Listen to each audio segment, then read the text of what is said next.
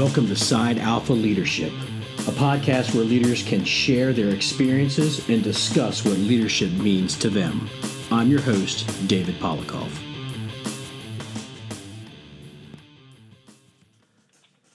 Hello and welcome to this month's edition of Side Alpha Leadership. I'm your host, David Polikoff.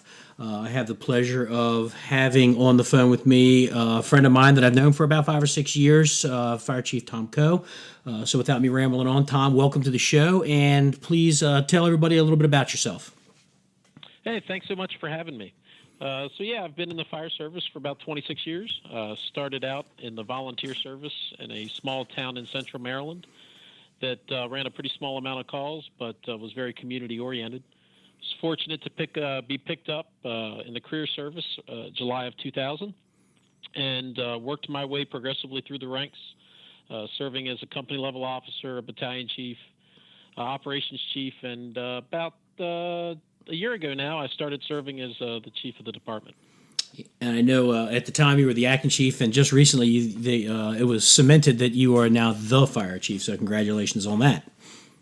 Thank you very much. Yeah, that was the COVID gift to me. It happened right before the pandemic really broke loose. Right, and I know you've been doing good work over there, because I have friends in that department as well, and I know you're doing good work. And I, too, am currently serving in the same small central Maryland county that you also serve in. So not a lot of calls, but that's how we like it, because that's where we live, right?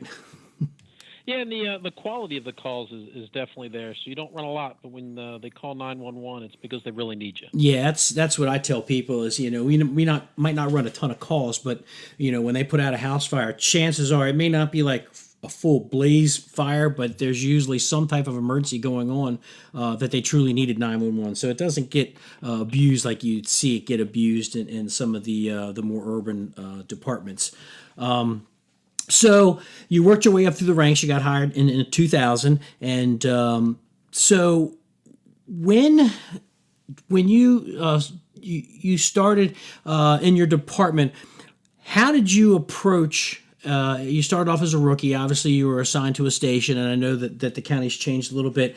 What was your first introduction to leadership, and what a leader should be, and did you learn anything from the officers? We all learn stuff, good and bad. Tell me some of the things that you learned as a young firefighter, and things that you kind of put in the back of your mind, and how you moved forward with that, and how that made you into the leader that you are. Yeah, so I think really you learn things from good officers and from bad officers. Sometimes you learn more from those bad company-level officers you have, but I've been really fortunate to serve under a lot of good leaders. And I think really to become a good leader, you've really got to learn what it takes to be a good subordinate. So from the day I stepped into the firehouse, I've been watching my surroundings and watching how officers interact with the firefighters on their shift at their assignment, and kind of putting myself through the paces of how would I handle different situations, and do I think those situations, the way they were handled, were they effective or not? Did they lead to a positive outcome? And for the last 26 years, I've been taking a lot of little notes of saying, hey, if I'm ever presented with that situation, that's what I want to do. That's how I want to handle it. That worked really well. The one thing I figured out pretty early on, folks like to define their leadership style, and I don't think you can really classify an effective leader in one specific style. I think a leader adapts to their surroundings, their situation, their environment, and employs the best tactics to resolve a situation. And I've been pretty fortunate to be flexible to adapt to my surroundings pretty well. Yeah, I know when we are called in to make decisions, I've talked with a bunch of guys, that you are, as firefighters or as any type of emergency service worker, we are called to make decisions based on imperfect information and how we can, kind of change on the fly. It all stems from making sure that the safety of our people that are our subordinates comes as number one. And the fire service, we accept that inherent risk, but we don't want to put anybody in that unnecessary risk. The whole risk a lot to save a lot mantra. But so when you first joined in the fire department, did you have aspirations? How far did you want to go? When I got hired in the fire service, at the time we had sergeants, lieutenants, which were like the station officers, and then the captains were kind of like what our battalion chiefs are now. So my aspiration was to be a lieutenant, which is what a captain is now. I wanted to have my own station. I never wanted to go any further, and yet, here I am. I've gone, beyond that, and through captain up to battalion chief. So when you came in, did you say like, I'm going to run this place one day, or are you just like, hey, you know what, I'm going to keep my head down and then just ride an engine, ride a truck, or whatever for the rest of my career? Yeah, so nothing could be farther from the truth of me having aspirations of being the fire chief of a moderately sized fire department. That was never my career goal. My career goal is actually to retire as a captain of a rescue squad.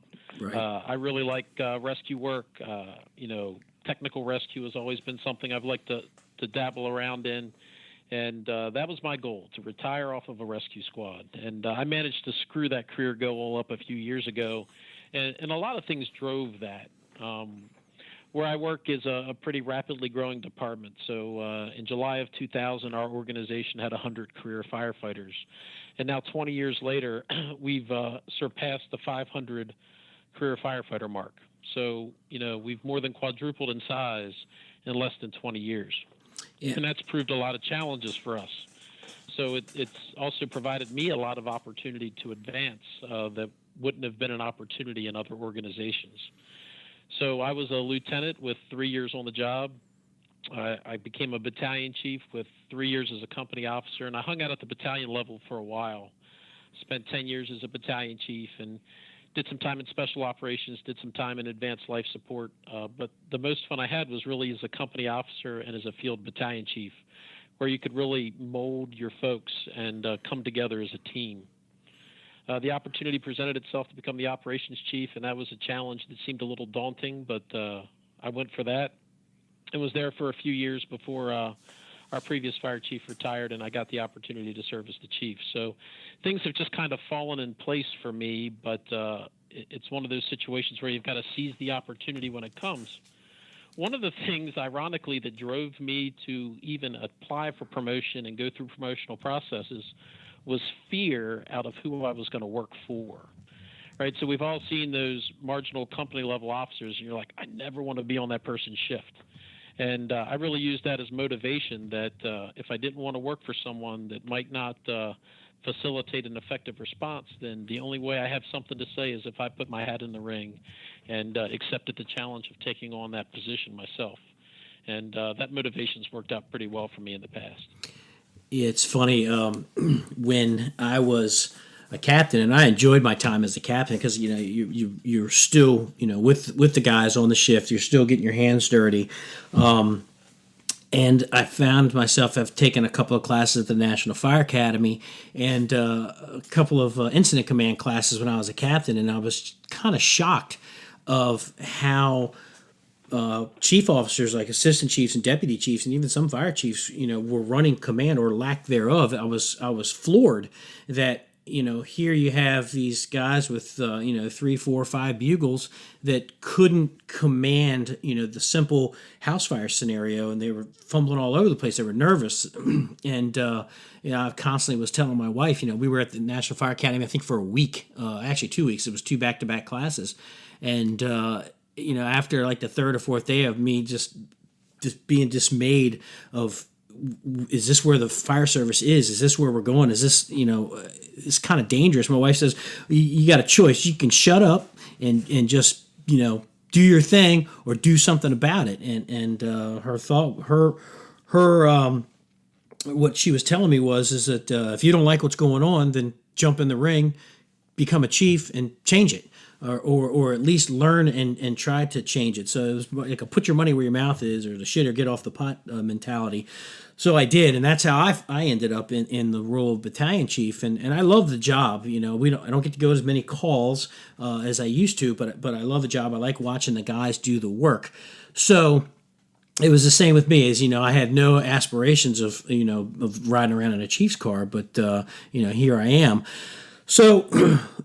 As you moved through lieutenant, how did you get prepared to become an officer. I know some departments have officer candidate school. My department was a little slow on that. We're doing it now, but it was mostly on the job training. And the problem is if you were at a slow house, you didn't get a lot of on the job training. And once you get promoted, you can be put anywhere in the county. So how did you prepare yourself to learn how to make decisions and how to recognize if things weren't going right and how to think on the fly and things like that? How did your county, or how did you get prepared for that? Yeah, so our county did have a very short officer candidate school. It was a 2-week, 10-day, 80-hour class that threw different tactical and leadership scenarios at us. But I really think the bulk of my preparation for becoming a company level officer really started when I became a firefighter, and being that subordinate firefighter and understanding what the officer expected of me, how I could communicate effectively back to them that something was completed, or whatever information I needed. On the operational front, I had the advantage of having some volunteer experience behind me as a company level officer, where I'd led people before. The administration and the disciplinary side of being a company level officer was something that really, until you get into it, I really was a trial by fire there.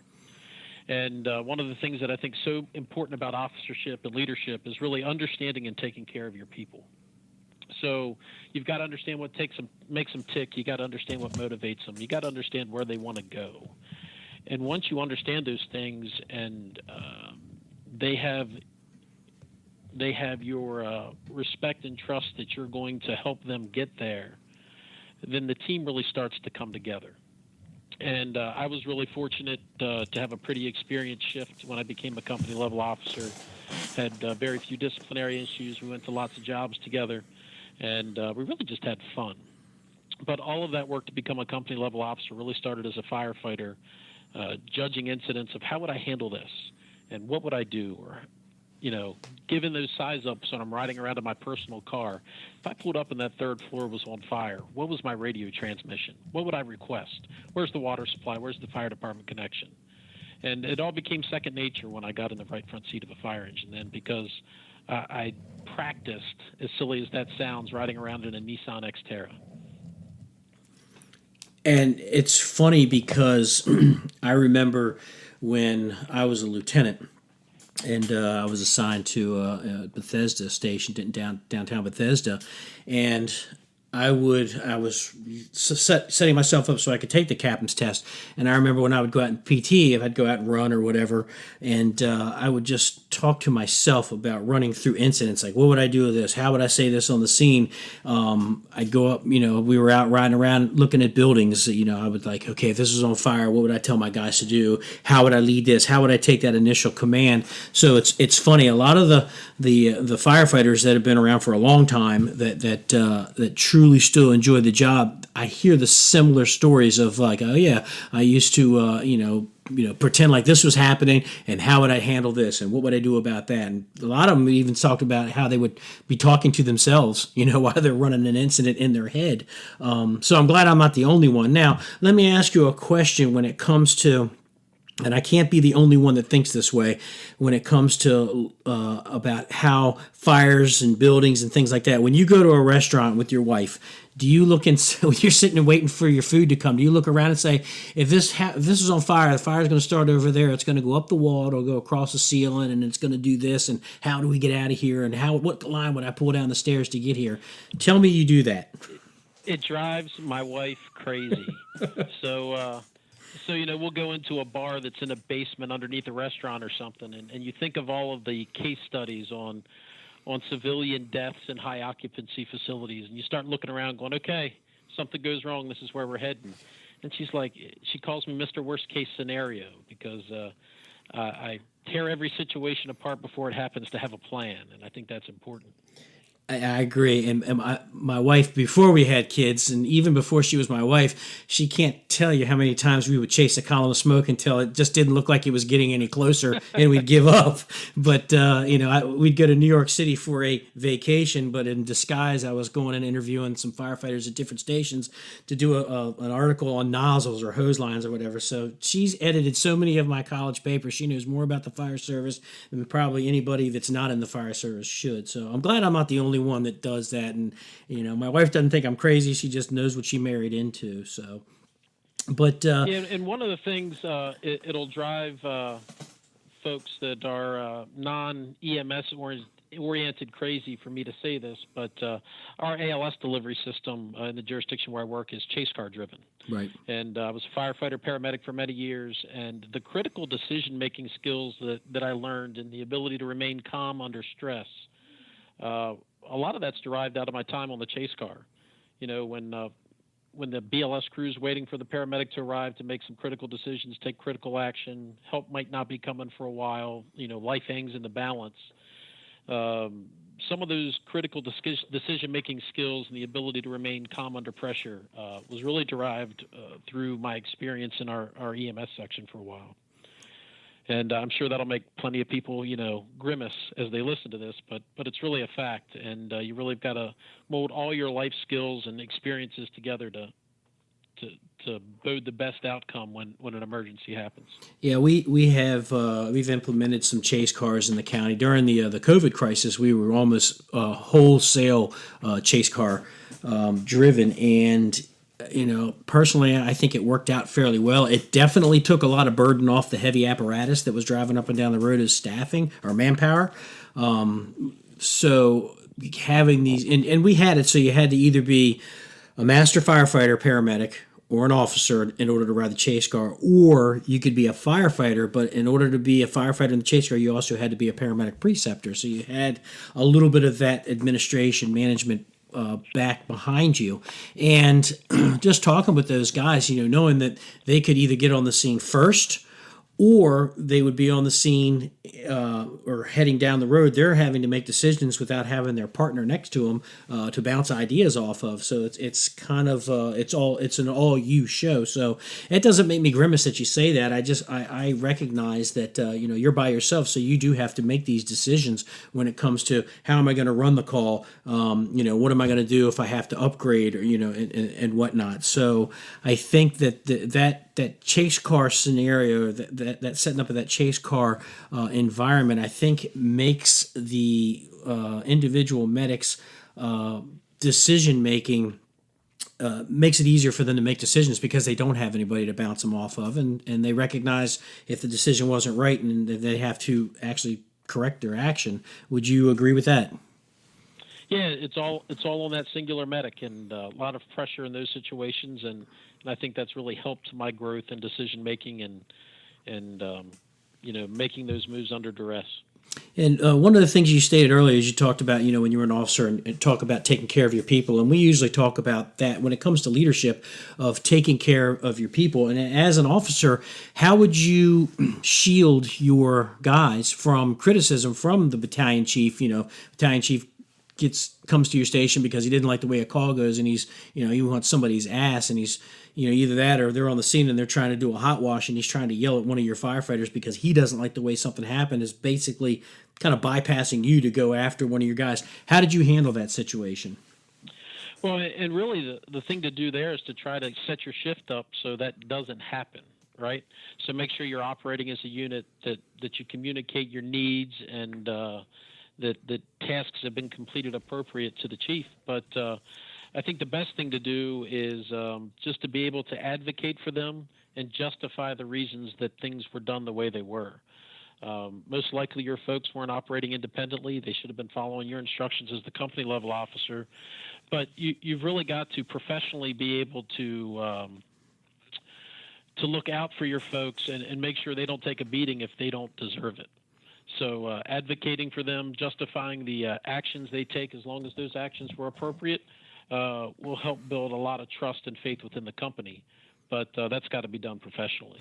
Yeah, I agree. And even though, and I've had myself in that situation as a captain where I've had a battalion chief trying to go after one of my guys, and I would stand in between them and say, if respectfully, if you've got a problem with my guys, then you've got a problem with me, and I need to hear it. And if there is an issue, I'll take care of it. Unless it was an immediate safety issue, that's something that had to be stopped right then and there. But during the hot wash, you go through the officer. That's my personal opinion, and you allow that officer to take care of his people. So I kind of view it as a battalion chief. If somebody in a company didn't do what they were supposed to do, or they did something that was flat out wrong, I look at the officer. There's a failure on your part, and how are you going to fix that? I'm not going to fix it.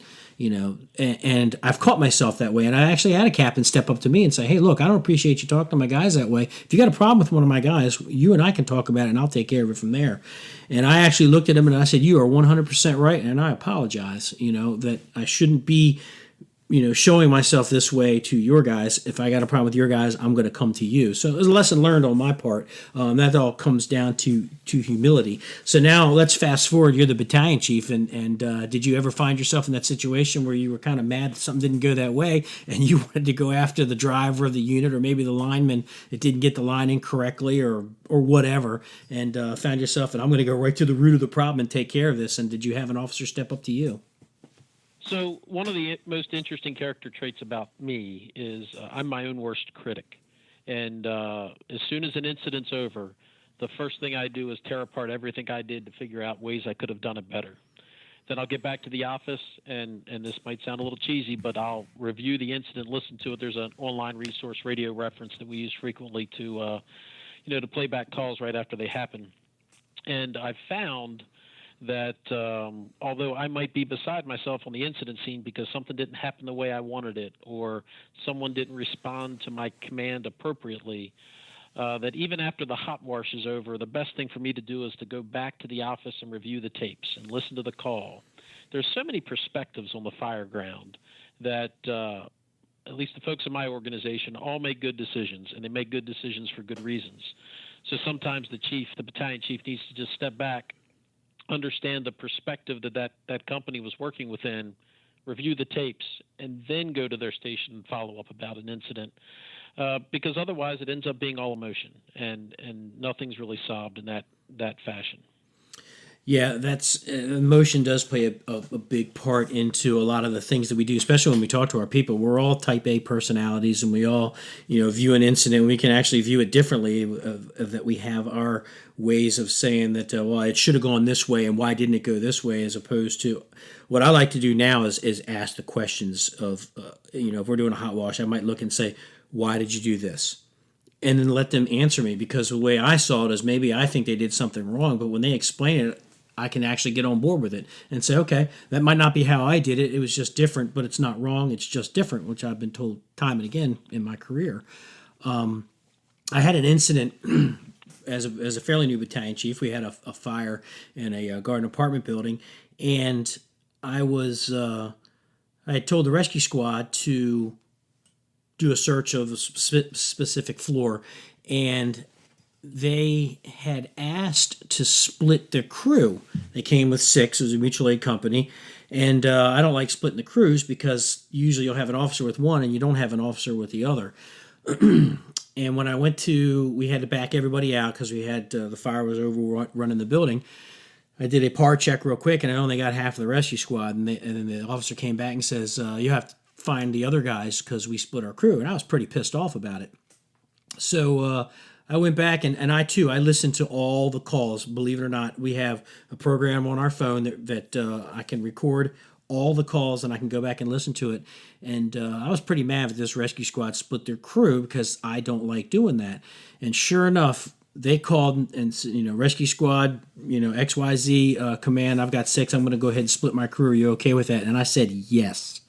And it was on me. And luckily, I didn't lay into that particular captain for splitting his crew. I said yes, and I don't remember it. And that's the importance of going back and being able to listen to your calls, watch the videos, so you can catch those things, and so you can make yourself better. I listen to all my calls. Every work and fire run, I get a copy of the tape and I keep it on the computer. So you're not the only one, but I do like going back and listening to, making sure that my directions were clear. My instructions were clear. Were we having some problems? Because there's times where I'll ask them to repeat a message several times because I can't understand it. When I go back and listen to the tape, you can actually hear what they're saying, but I think a lot of the adrenaline and the things that are going on in the vehicle are distractors.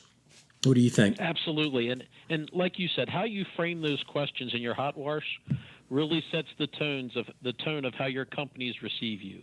And I really think that once you understand other companies' perspectives, don't get me wrong, we're on the fire ground. It is a paramilitary operation with one person in charge. But there's so many different perspectives on the fire ground. It's important for the incident commander to understand that as we review incident performance. And I think you hit the nail right there in the head with your example with the rescue squad. Yeah, and I like to ask questions now. I always ask why. Why did you do that? Why did you do this? And I like to start the hot wash off with like, tell me some of the tell me what you did. Ask the first couple of companies, what did you do? What did you see? And then I'll challenge them. I'll say, all right, tell me some things that didn't go right.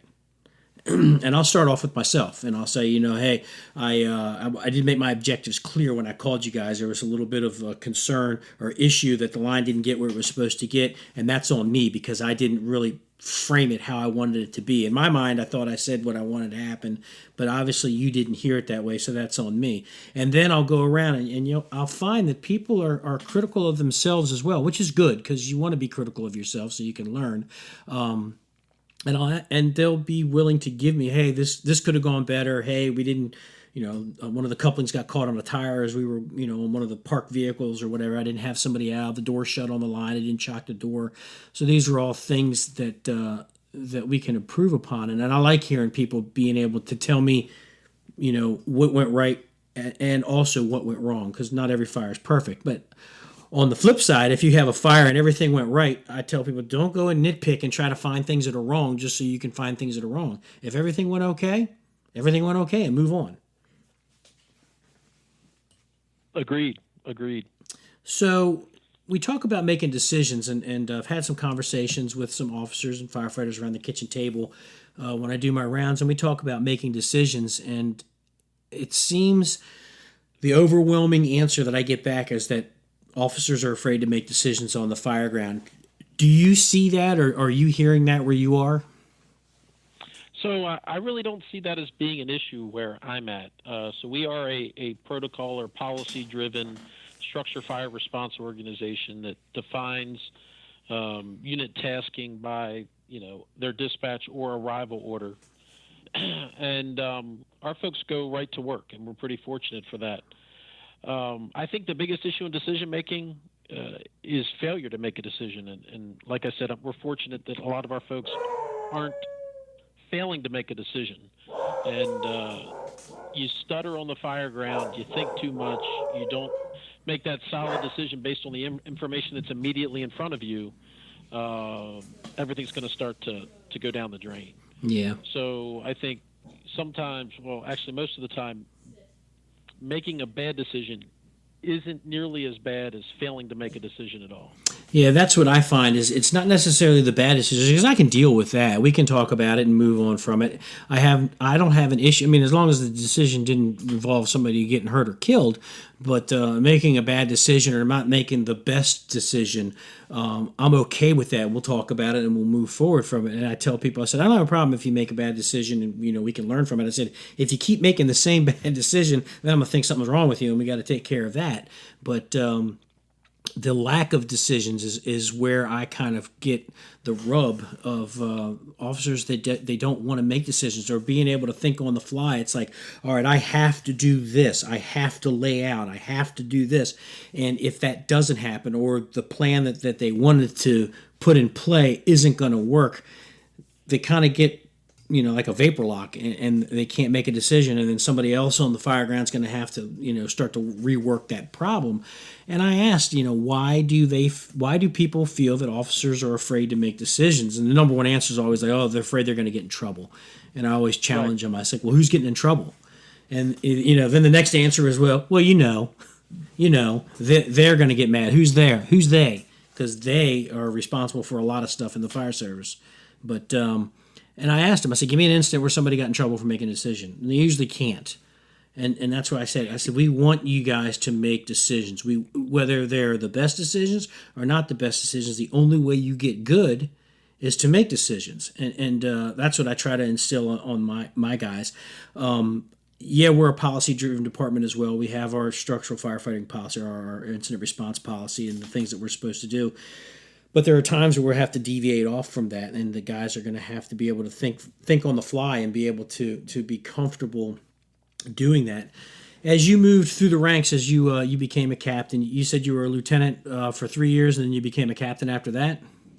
No, so actually our organization was so small there was no captain rank. That's since right. been added in, but our company level officers were originally sergeants, then retitled to lieutenants, and then the next jump from there was a battalion officer. So battalion chief after that. how was the jump going from riding the front seat to being the incident commander? How did you set yourself up for that? Now I know you had some volunteer time, in the neighboring department, but for being on the job, how did you prepare yourself to become an incident commander as opposed to just that short initial incident commander, company officer, leading your guys in and kind of just focusing on one task?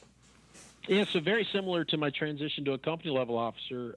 As a company level officer, it all starts with, initially establishing command, communicating your needs out to the responding units, and then transitioning when the chief officer arrives. So as a company level officer, I'd frequently establish command, just like all the other company officers around the nation do. And then when the chief would show up, I'd make sure they had the intel they needed and really worked on my communication skills. Once I became a battalion chief, my biggest struggle was staying in the car.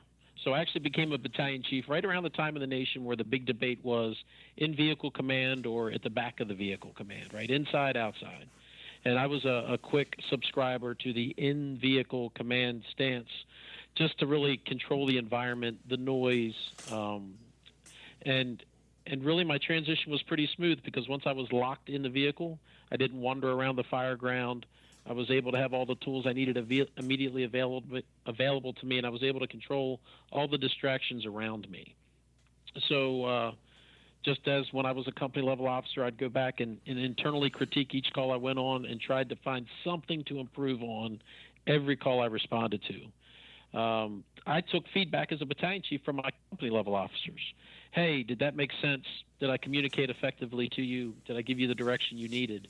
And those discussions in the fire station, I don't think jeopardized my credibility as a command officer, but allowed me to validate that my instructions and communication techniques with my subordinates was effective. Yeah, I find that that humility of being able to go to your officers, your subordinates, and saying like, what did you think of that? How did that go? How did I sound? This is, no retaliation, just you and me talking. Is there anything that you think I could improve upon? And take that criticism and move forward with it. It was, for me, going from captain to, battalion chief it was a little bit of a transition to, we would take that initial command. I think that's the way most mid-Atlantic departments work now, is at least in the Baltimore, Washington metro areas, they have that initial command and it's transferred over to the chief. The inside-outside is still a debate. There is an article in August of 2018 in Fire Engineering that was written by yours truly, as well as with Frank Ritchie. We debated the inside-outside command. It's run two different ways. I don't have a problem with people running command from the outside of the vehicle, providing you stay there. Once the green light goes on, that's the command post, and you have to stay there because people are going to that command post to get their instructions if it's not given on the radio. There's nothing that irritates me more than you get on the scene, and we do have chiefs that wander in our volunteer departments that you can't find them on the fire ground. You have no idea where they are, Right. and it irks me. It's really funny. So as a company level officer, I was always looking to get my crew engaged in the best assignment possible. So I would be in the incident commander's face just so when they needed somebody to do something, I was right there. And as a company level officer, I thought, man, that was the ticket to the good jobs, right? That was the ticket to get him where I wanted to get. And then as a command officer, that annoyed the living crap out of me. Right. You just need space to think, space to make sure everything's covered. And that company level officer that's in your face, that was always a challenge. So that really sold me on staying in the car. But the key message is, no matter how you command the fire ground, command the fire ground. You can do it from the back of the vehicle. You can do it from inside the vehicle. You can do it from 3 blocks away if you want. But just make sure you maintain your command presence. Exactly, and even if we call what I call that as command, I call it creep. You start having especially when you got a task force that's coming in and you tell them to report to the command post, and you're going to have like 15 guys that are around you, and they're like in your face. They're trying to get in your line of sight so you can pick me type of deal. And like you said, as a company officer, it's great. Yeah, I'm going to get the good spot, but as the command officer, it's like get away from me. And I know a lot of the departments that do command from the outside of the vehicle, a lot of them are fortunate enough that they have drivers. Where I am, I don't have a driver, so I'm kind of on my own. We get 2 battalion chiefs on the call, so that 2nd battalion chief will be coming to my vehicle. But everybody knows you don't come up and knock on the window, unless it's an emergency. And if it's an emergency, you should be telling me on the radio. So you don't come knock on the window. And once we have that 2nd chief in the car, they go around to the passenger side, and everything gets funneled through that other chief, because the incident commander, who's in the driver's seat, is focusing on what's happening, listening to the radio, and what's happening to the building. So we're pretty strict about that. The only thing I don't have that I wish we did was tinted windows. If I could get a limo tint on my windows, I'd be much happier. But that's probably for another chief to decide on that. But the inside outside, it doesn't matter to me as long as you're at the incident command post. So we all use, well, I don't want to say we all use, but majority of the country uses the NIMS system. How did you transition into using a NIMS system, and do you find it successful? Do you guys use a hybrid? I know another county uses kind of a hybrid of the NIMS system, but we're straight flat out with the NIMS.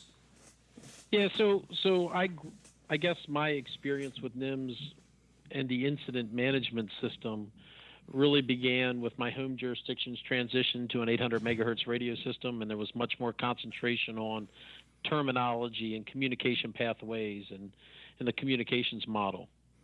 So, that's 20 plus years ago. Obviously, NIMS and ICS or IMS has changed, but our organization is compliant with, and we try to be very structured with our terminology.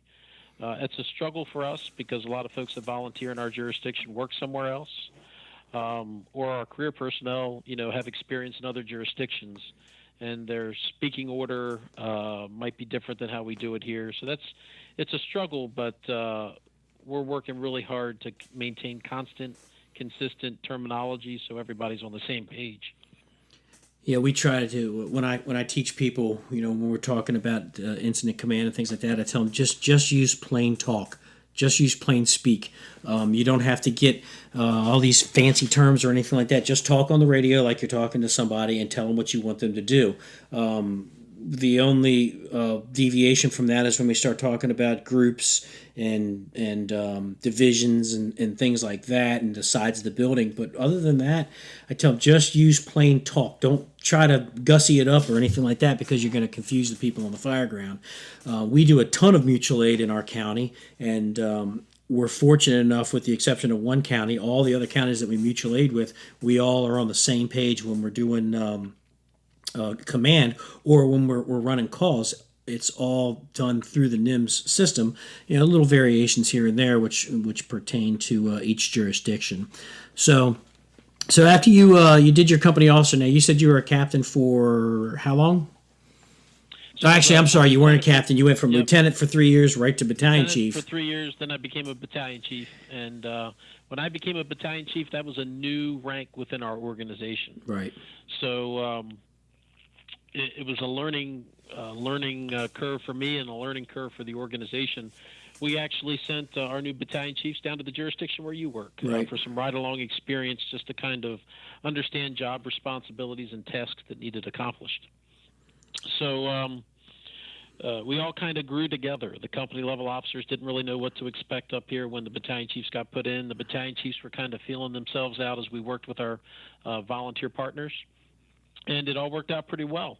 The biggest thing is how you treat people on the fire ground, in the fire station. Making sure that you treat people with respect, that you listen to their thoughts and their ideas, and that you're consistent in your messaging, regardless of who you're talking to. And treating people in that capacity has always boded me well as I've moved through the ranks. So my time as a battalion chief was just shy of 10 years. And like I said, that was everything from serving as a field battalion, overseeing up to 10 stations, to working in our EMS office, to coordinating some of our special operations response capabilities. And that provided me a really nice wide platform of experience as I moved up to be the operations chief. And that's one of the things I found as a senior manager in the fire service, is that it's so important for folks to experience different areas of the agency as they progress through the organization.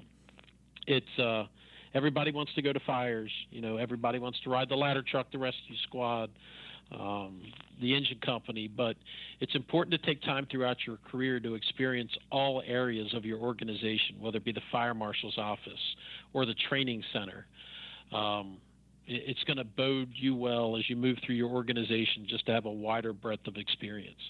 Yeah, I did. I've done operations my entire career. Fortunately, I worked at our training academy, so even though I wasn't assigned to the training division, I had my hands, still do, pretty deep in training, and went from teaching the firefighter classes to now we're doing our command competencies, which I really enjoy doing. We get to put these programs together, and we'll talk about that in a few minutes because I know you guys have something similar to that. As a battalion chief, and it was a new rank, and I know you started off with maybe one or two battalion chiefs, and your county's a big county. It's very spread out. 664 square miles of fun. Right, I think ours is like 550, so it's definitely big. And you go from the urban environment all the way out to the most rural environment, and you have industry as well as water, as well as all the special ops things that you could get into, rail and whatnot. When, as a battalion chief, you do your rounds and you go to the different firehouses, what would your typical, walking into the firehouse, as a new battalion chief, how did you talk to your guys, and how did they accept you and respond to you coming around? And I would assume you went to most of the stations when you were working on your shift. Yeah, so I started out, when I became a battalion chief, we had one shift work battalion that was on 24/7, 365. And my initial assignment was the day work battalion, where I covered oversight of our day work stations. So the stations were covered or assisted with career staff during the day, but then had volunteers during the day, nights, and weekends. So my stations were spread all throughout the county, and I had a goal of making sure I got to every one of them at least every other day. And you go through the door, really just find out what's going on in their life. How's life at the station? Find out kind of what they want to do for training. And like I said earlier, finding out what their career aspirations are so you can best direct them and mentor them to get them to meet their goals. But I'm a pretty laid-back guy that likes to have a lot of fun, so I really miss station life in the fire station and miss that as a battalion chief. So I tried to soak up as much of that during my station visits as possible.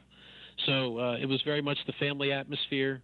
And everybody respected that as I went around to the fire stations. There was no need for everyone to tense up when the battalion chief was there. Everybody had a job to do. Everybody did it.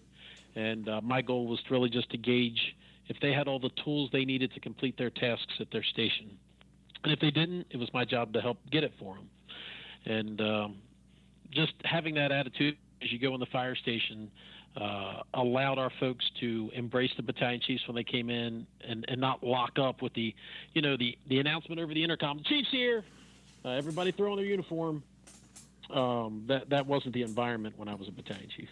How hard was it going from a station officer, from the lieutenant, to being the battalion chief, and then how did you manage? Because you do, as a battalion chief, as the supervisor, of those stations, you have to figure out a way to kind of pull yourself back, that you want to be one of the guys, but you're not really one of the guys, if you know what I mean. How did you deal with that, and how hard did you find yourself in that position?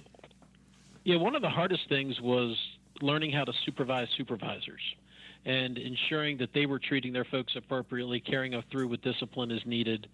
But quite honestly, I found it a lot more challenging on the personnel front being a company level officer than it was to be a battalion chief.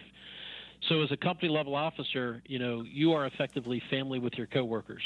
And when someone on the shift screws up, goes against policy and needs to be disciplined, the company level officer has to do that, and they have to live with that person for the remainder of their shift. And in some of our fire stations, that's a very small area where there's nowhere for anyone to get away from each other.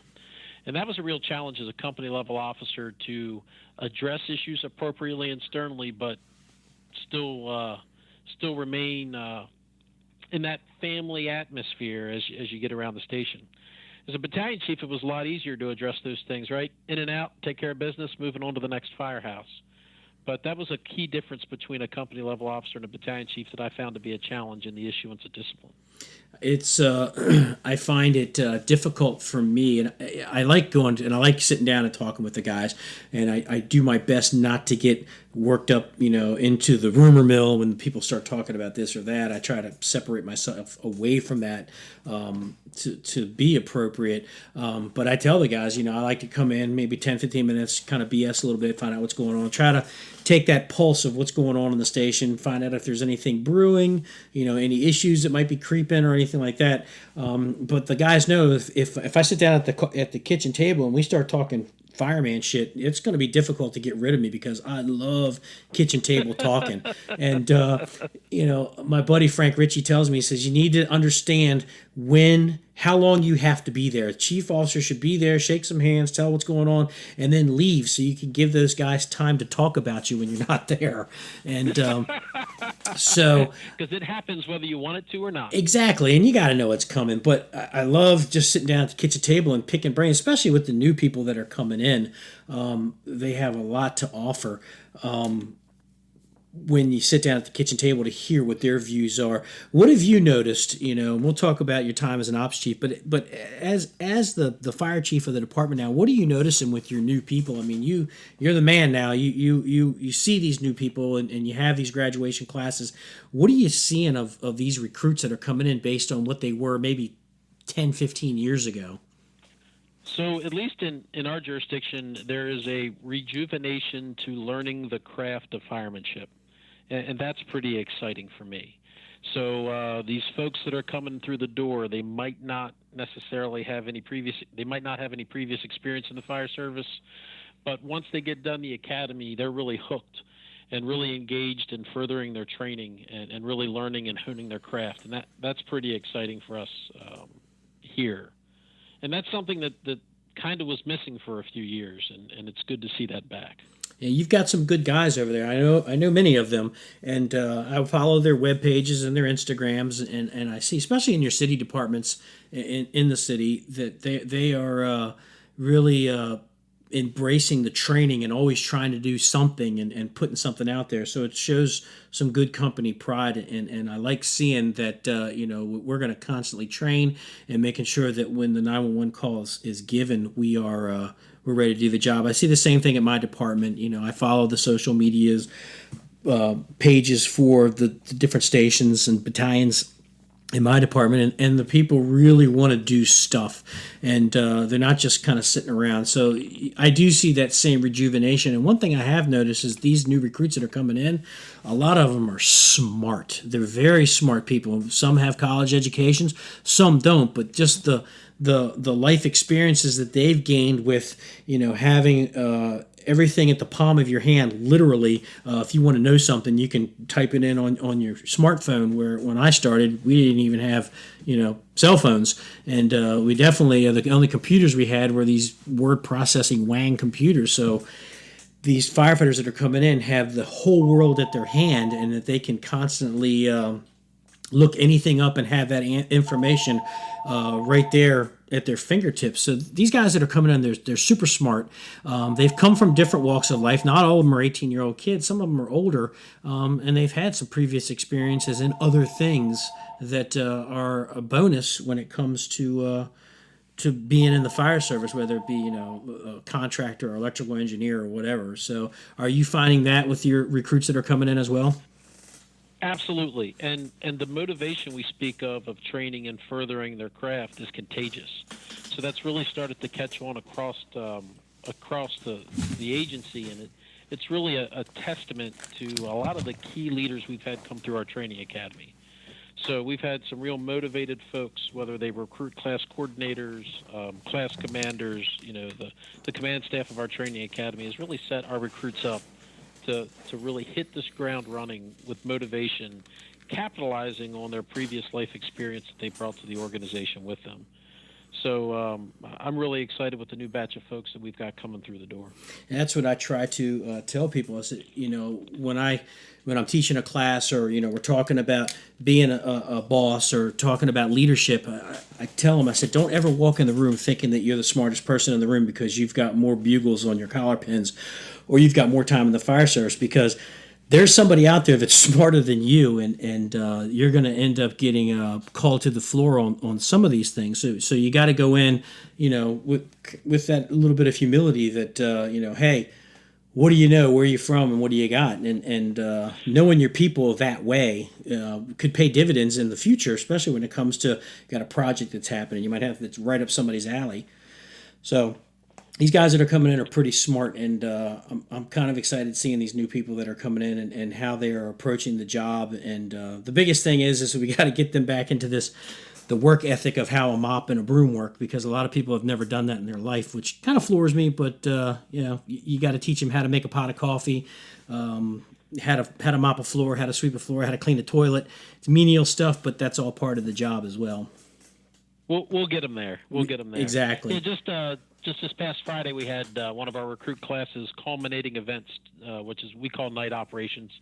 It was previously referred to as Hell Night, but it's 12 hours of incident after incident simulation where they ride the apparatus around our training grounds and mitigate emergencies as a recruit class. So I was pretty fortunate. Once the work was done in the office, I spent about 3 hours down riding with the class, driving the engine, going to calls, hanging out with them, really connecting with the recruit class, and I'm just incredibly amped up about the caliber of folks that we're pushing through our academies right now. That's good. And I tell you what, whether you know it or not, the people in the field like seeing the bosses, contrary to popular belief. They want to see the bosses. They want to hear from them. They want to know what's going on. And that kind of is going to segue into this next part is, as a battalion chief, did your chief officers that were above you, your deputies, your ops chief, your fire chief, did they view the battalion chief as that bridge between station operations and management? Did they call upon you guys to let them know what's going on and how things are, or did they just try to figure it out for themselves?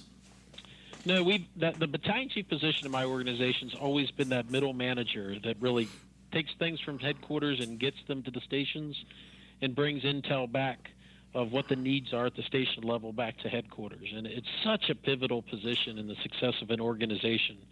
How they interact with the field, I mean, effectively you think they're really the 24/7 face of the command staff of the fire department. How they interact with our responders, both career and volunteer, is really pivotal to the success of our organization. Yeah, I agree, and I've told people time and again. I said, look, the battalion chief is that bridge. We have our foot in the administrative upper management part as well as in the station part, and I tell our ops chief, and I even tell our fire chief, if you want to know what's going on in the fire department, don't ask the duty chief, don't ask the ops chief, ask the battalion chief, because they see it. If they are respected by the company officers and the people that they run with, and they're going to tell them things, and we are your sounding board. We can bring that stuff back to you. So any chief officer that's listening to this, use your battalion chiefs to that capacity to find out what's going on. What things do I need to know about? What is brewing that I might need to cut off? What good things are happening? Things like that. So as we move through, as you become the operations chief and you held that position for a while, how did that change you as a firefighter? Obviously, you're not doing it anymore. You don't really get to take command. Not nearly as much as I'd like to. Right. But how did you get out of your office? Did you go visit the people, or were you mired in paperwork? Yeah, so one of the things our organization does is Tuesday morning station visits. So every Tuesday morning, our senior staff goes to a fire station and interacts with the troops for about 2 hours. Tries to kill off rumors, tries to give them good information, and really get a pulse for what's going on in each of our stations. And that's really been a good thing for us. Really helps feed that feedback loop that we can find out kind of what our needs are out on the street. But historically, our agency's absolutely been engaged from the senior staff level in the fire stations. When I became the ops chief, it was a real challenge for me because, I want to run calls, right? I want to go to fires, I want to help cut people out of cars. And at headquarters, you really just don't get to do that every day like you do in the stations. But the really neat thing is when you start to realize the impact you can have 3-5 years from now in an organization and getting things done and setting things up. So that was a really rough transition for me to not be reacting as soon as the pager went off or the station alert hit, because I got other stuff to do. The and it's that way for me as well. I mean, I still get to run calls. It's obviously not as many as we used to. Some days are a little bit boring. Some not. I've always teased, our ops chief. I said, if I was ever in your position, I said I would drive the fire chief nuts because I'd never be in my office. I'd always be at some firehouse finding out what's going on. But I think it's key. I think it's imperative that senior management gets to the station and talks to these guys. So the people in the firehouse, especially the newer guys, realize that, hey, this guy's human just like I am. He puts his pants on just like I do. He's got issues, he's got concerns and things like that just like I do. And he's not unapproachable. I mean, obviously you'd go through the chain of command if you had something going on, but here's a guy that can sit down at the table with a cup of coffee and just say, hey guys, what's new? What's going on? What have you heard? What kind of questions do you have? I was fortunate enough to bring our ops chief out a couple of times for surprise visits. He just rode with me for the day and we sat down. I said, bring everybody in the kitchen. We sat down and said, hey, ops chief's here today. What questions do you have? And they're just kind of looking around, kind of concerned, like, well, what did we do wrong? It's, guys, this is your chance to ask questions. And I got to give him props. Our ops chief, he took notes and things that he didn't have answers for. He got the answers. He got them back to me in a timely manner. So that paid dividends when it comes to gaining the respect and in your organization from your people. So again, chief officers that are out there listening, is never think you're too good that you can't go to these firehouses. You have to know what's going on with your people. And they want to see you. They want to see the boss. Whether the bosses believe it or not, they definitely want to see the bosses. So now, as the fire chief, well, you've been the fire chief for a while, but now you truly have the whole rank and everything. Do you still get out of the office and try to at least hit a firehouse? So I've been fortunate lately. Just this past weekend, we had a 2-alarm garden apartment fire and was able to be out with the troops and kind of watch their performance as they interacted with the community. And I don't think I ever am out as much as I'd like to be, but I have been able to get out here recently and watch the guys and girls perform. And that's really kind of my role now. As I go out to these multi-alarm fires, it's kind of tough for me to hold back and not engage and not take a command role.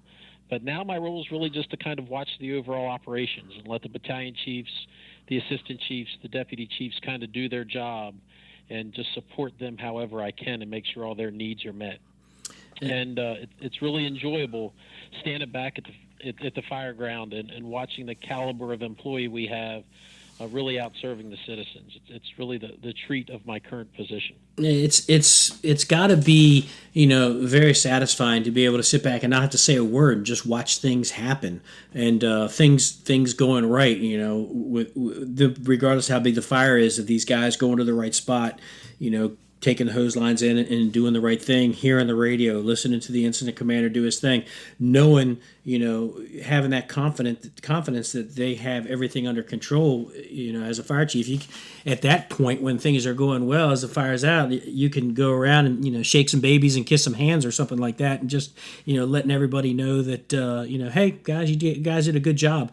And again, I can't stress the amount, in the size departments that we work in, having those bosses come out and validate the work that those guys are out there doing in the cold and in the heat and in the snow and the rain and everything, day in and day out. That it's appreciated, and that's going to pay dividends. As a leader of an organization, you're going to get the respect, and those guys are going to go to bat for the bosses when it's time, to give your opinion or give their opinion of how the organization is. It's going to be great for morale, to be able to say, like, yeah, we got a good chief. He's a good guy. He really cares for us. He's a fireman. He understands what we're going through, and even though we don't get everything we want, we know he's trying. He's not giving us lip service. So that's going to be fantastic for morale. Well, and quite honestly, that is really the fun part of the job, right? All the office hours, all the meetings, all the interactions, it all proves to be worthwhile when the troops are out there really providing service, really, truly rescuing people in their real time of need. And I'm really fortunate to work in a great organization that has great people on all levels, career and volunteer, that really come together seamlessly to really answer the call. Yeah, and it's nice to know that being that you have a fire chief or a fire chief that's transparent, that lets everybody know, here's what here's what our strategic plan is for the year going forward. Here's our 5-year plan. Here's the budget. Here's what they're looking to cut out of the budget. They said I have to reduce by a certain percentage. These are the things that I'm looking to cut. I don't agree with it, but this is the least amount of impact. Being transparent like that and explaining, the why behind the reasoning, as opposed to doing things secretive. People might not like it, but at the end of the day, they're like, hey, at least we know what's coming. We know why he's doing it. And again, that's going to pay, dividends as you move forward. It's going to give you that credibility as that fire chief. And budget time always sucks, and they're always looking to cut something, and people have to understand that management is looking at the least amount of impact to make the percentages that the politicians are looking for. So that's why I'll never be a fire chief anywhere, never be the fire chief anywhere. So more power to you.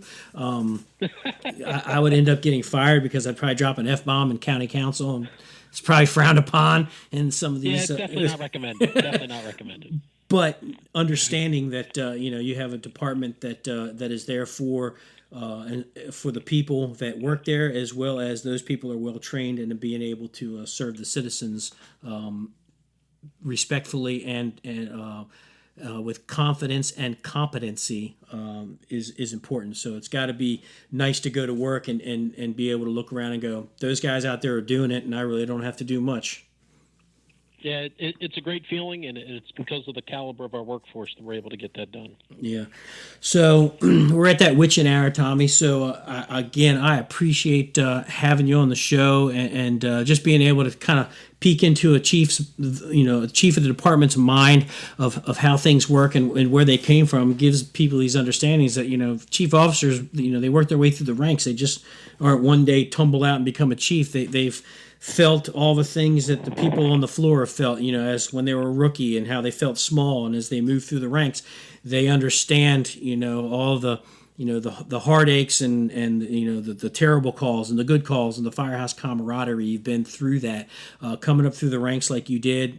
People would never question that you haven't been there and done that, and I think that's a testament to you as a chief officer in your department. So again, congratulations and thanks a lot for being on the show.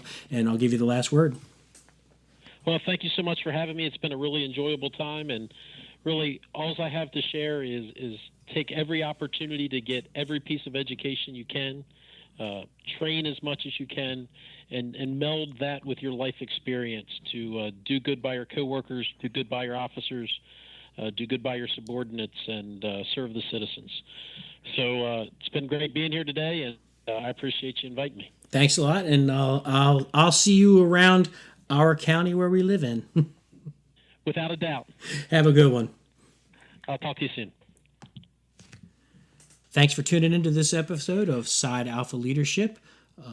Go back and listen to all the other episodes that we have. If you have any questions or comments, you can find me on Instagram. You can find me on Facebook as well as Twitter. or you can email me at sidealphaleadership@gmail.com.